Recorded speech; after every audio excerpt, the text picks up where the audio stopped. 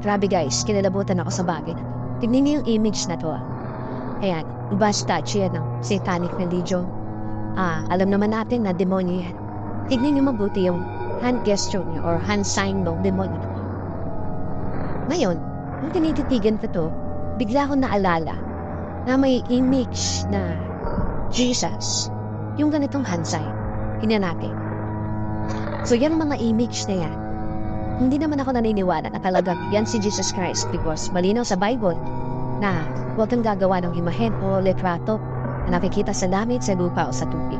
At pinagbabawal ng Diyos ng Biblia ang mga rebulto o imahen. Kung hindi talaga ako naniniwala na si Jesus ito. Sa video na ito, hindi ko layunin na i-offend lahat ng mga Catholic o Orthodox Christian o mga ibang Christian religion na naniniwala sa mga imahen na ito si Jesus Christ. Pero, meron ba makakapagpaliwanag sa akin sa bagay na ito? Now,